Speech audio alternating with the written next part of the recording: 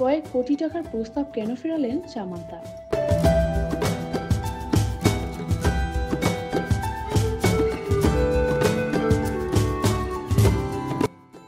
ভারতের দক্ষিণী সিনেমার অভিনেত্রী সামান্তা রুথ প্রভু ক্যারিয়ারে অনেক ব্যবসা সফল সিনেমা উপহার দিয়েছেন। তবে পুষ্পা সিনেমার আইটেম গানে নেচে মাত করার ব্যাপারটি ছিল লক্ষণীয়। তারপর অনেক প্রতিষ্ঠানের বিজ্ঞাপন বা অ্যাম্বাসেডর হওয়ার প্রস্তাব বহুগুণে বেড়ে যায়।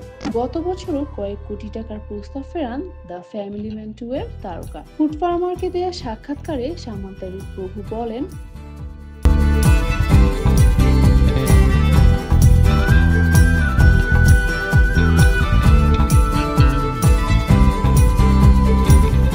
বয়স যখন 20-এর কোটায় তখন অভিনয় জগতে আসি। তখন কতগুলো কাজ করেছেন তা দিয়ে আপনার সাফল্য বিচার করা হতো।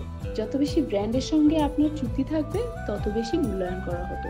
আমি খুবই খুশি, বড় বড় বহুজাতিক প্রতিষ্ঠান আমাকে তাদের শুভেচ্ছা দূত করতে চায়। তবে আমি নিজের পছন্দের ব্যাপারে বরাবরই খুঁতখুঁতে। এমন কিছু করতে পারি না যা আমার তরুণ অনুসারীদের উপর নেতিবাচক প্রভাব ফেলে।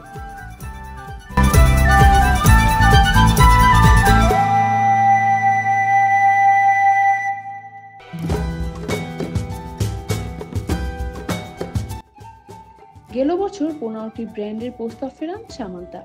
তা জানিয়ে এই অভিনেত্রী বলেন, গত বছর আমি প্রায় 15টি ব্র্যান্ডকে না বলেছি। অবশ্যই কোটি কোটি রুপি প্রস্তাব ছিল।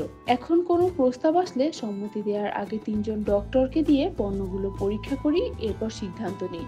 2010 সালে ইয়ে মায়া চেসাবে সিনেমার মাধ্যমে নায়িকা হিসেবে অভিনয় ক্যারিয়ার শুরু করেন সামান্তা রুথ প্রভু।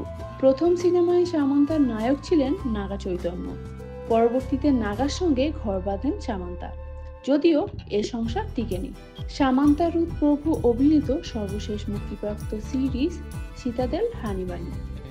প্রিয়াঙ্কা চোপড়া অভিনীত মার্কিন সিরিজের হিন্দি রিমেক এটি। গত বছরের নভেম্বরে মুক্তিপ্রাপ্ত অ্যাকশন ড্রামা ঘরানার এই সিরিজ পরিচালনা করেন রাজ ওডিকে। এতে সামান্তার বিপরীতে অভিনয় করেন বরুণ ধাওয়ান।